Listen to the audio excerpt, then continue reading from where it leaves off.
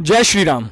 हमेशा शुरुआत में नमस्ते से करता हूं, लेकिन आज हम जिस मंच पे खड़े हैं, जिस पावन पुनीत स्थान पर हम हैं, वो है रामलीला कार्यक्रम का आयोजन हो रहा है। अपने कैमरा स्क्रीन पर आप देख पा रहे होंगे, पीछे पूरा महल है, सामने रामलीला की पूरी टीम बैठी हुई है, जिसमें कि राम जी हैं, प्रभु श्री राम, उनके छोटे भाई लखन, माता सीता हैं, वशिष्ठ जी हैं और उसके साथ ही दशरथ जी भी हैं, यानी प्रभु श्री राम के पिताजी।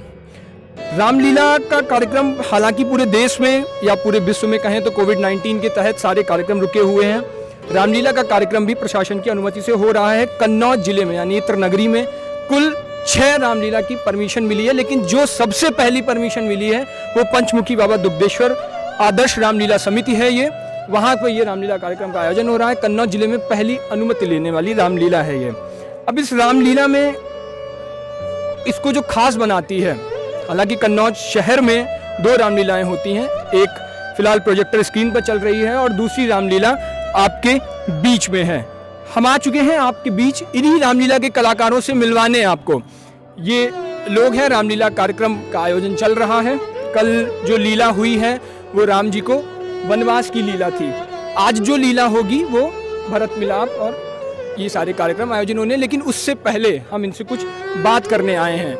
बात बहुत ज़रूरी है, संवाद ज़रूरी है, और साक्षात जब इस वेशभूषा में प्रभु श्री राम हो, लखन भैया हो, माता सीता हो, गुरु वशिष्ठ हो और उसके साथ ही राजा दशरथ जी हो, तो फिर बात करना और भी ज़रूरी हो जाता है।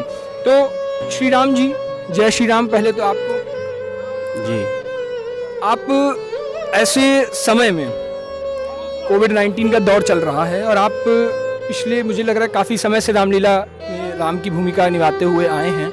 इस बार कैसा कुछ रहा? अब समस्याएं तो रही हैं, लेकिन ये कमेटी का बहुत प्रयास होते हुए हम लोग को बुलाया गया है और इस कोरोना को देखते हुए, महामारी को देखते हुए हम लोग बहुत सुरक्षित होकर के ये अभिनय अपना कर रहे हैं। अच्छा, आपका वैसे अभी तो फिलहाल आप प्रभु श्री राम की भूमिका में हैं, आपका वास्तविक नाम क्या है? श्री अशोक कुमार आजाद वैसे तिवारी के नाम से जाना जाता है, जलालाबाद कन्नौज। आप जलालाबाद के रहने वाले हैं। पिछले यहाँ पे कब से आप प्रभु श्री राम का अनुभव कर रहे हैं? करीब 24 वर्ष हो गया है। 24 वर्षों से आप यहाँ पे हैं। 24 सालों में ऐसा तो पहली बार देखने को मिला होगा आपको। हाँ, ऐसा पहली बार देखने को मिला। ऐसा पहली बार।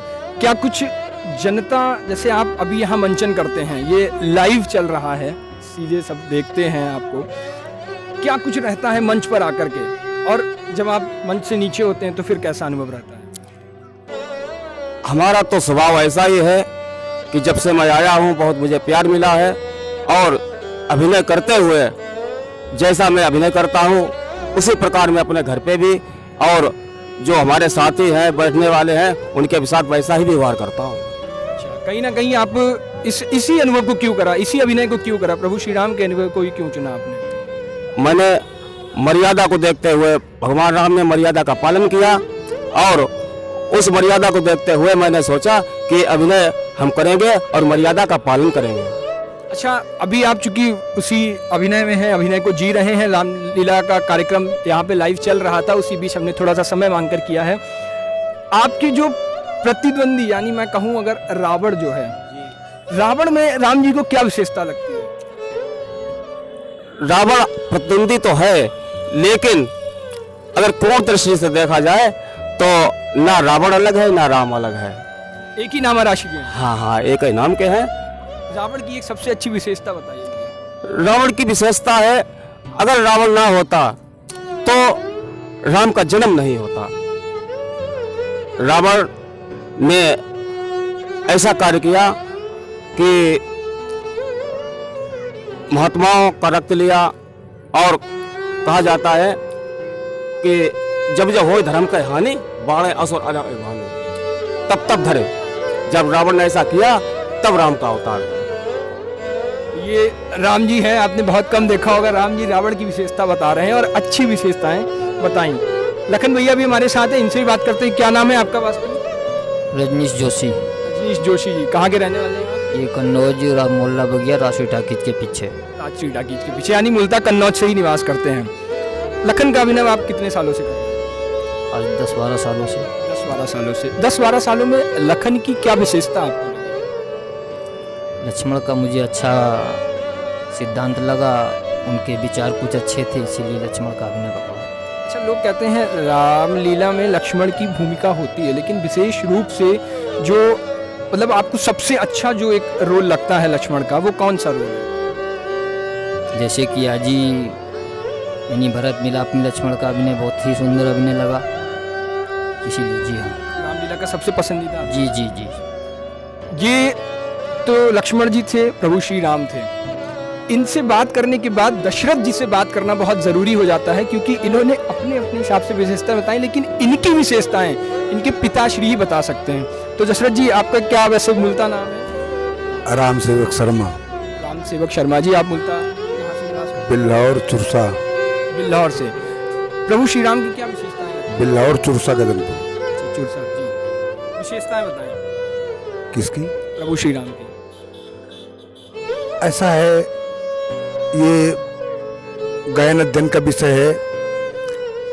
जब हमारा रूप दूसरा था, उस रूप में हमने तपस्या की। तपस्या करने के बाद में भगवान विष्णु ने मुझे आशीर्वाद दिया, वरदान दिया। उन्होंने पूछा कि तुम्हें क्या चाहिए, तो मैंने उनसे यही पूछा कि बस आपके समान मुझे पुत्र चाहिए। तो उन्होंने कहा कि आप शरीर खोजो कहाँ जाई, हम अपने समान खोजें तो कहीं भी दुनिया में मिलेगा नहीं। जब तुम अवध के राजा दशरथ के नाम से जाने जाओगे, तब मैं तुम्हारा पुत्र बनूंगा। क्यों? ये रूप इस धरती से पाप को हटाने के लिए होता है, धर्म का प्रसारण करने के लिए होता है, अन्यायों को मिटाने के लिए होता है। जब जब होए धर्म की हानि, तब तब ये रूप आता है इस धरती पर और अन्याय को मिटाता है। तो मैं यही चाहता था पहले भी कि हमारे एक ऐसा पुत्र हो जो इस धरती पर हो रहे अन्याय का दमन करे। अच्छा दशरथ जी, एक जो हम पढ़ते हैं, जैसा देखते हैं और आम तरह से ये कहा जाता है कि दशरथ जी ने अपनी पत्नियों के उसमें आकर के प्रभु श्री राम के साथ अन्याय किया, ऐसा कहा जाता है, लोग कहते हैं। तो आप मतलब ऐसा क्या है इस अभिनय में? आपने तो चूंकि और उसको गूढ़ता से पढ़ा होगा, तो उसमें इसको स्पष्ट करिए। दशरथ ने अपनी पत्नियों के साथ मिलकर के अन्याय नहीं किया है। कौशल्या का कोई दोष नहीं, सुमित्रा का कोई दोष नहीं।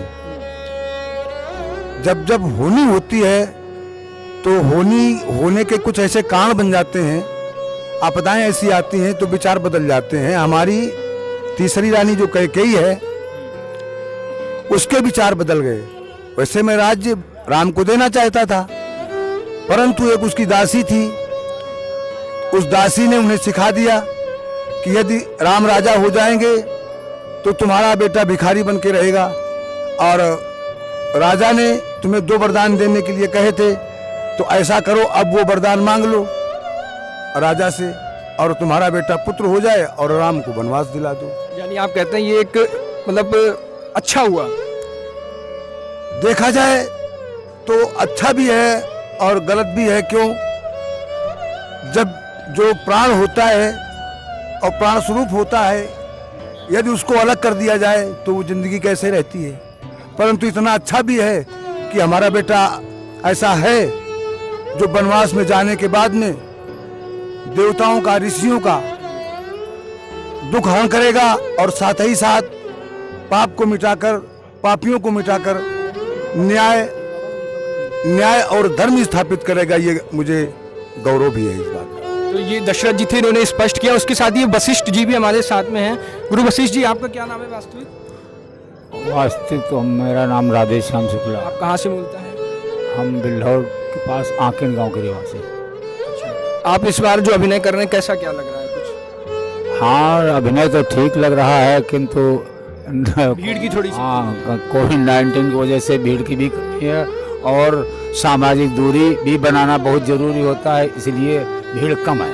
ये माता सीता भी हमारे साथ हैं। ये बड़ी छोटी सी बाल रूप में है, लेकिन अब चूंकि कोविड-19 को देखते हुए जैसे कलाकार मिल पा रहे हैं, वैसे ही हुआ। आपका क्या नाम है?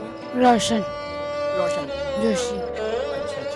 ये अभी माता सीता के किरदार में है, हालांकि इनका नाम जो है वो बालक के रूप में है, लेकिन अभी माता सीता के ताले बैठे हुए हैं। तो माता सीता में क्या कुछ आपने पढ़ा है उनको? अभी इनको पढ़ा नहीं है, लेकिन ये अभी अभिनय किरदार के रूप में है। तो ऐसे रामलीला का इस बार से अलग मंचन रहा, अलग तरह से चीज़ें रहीं।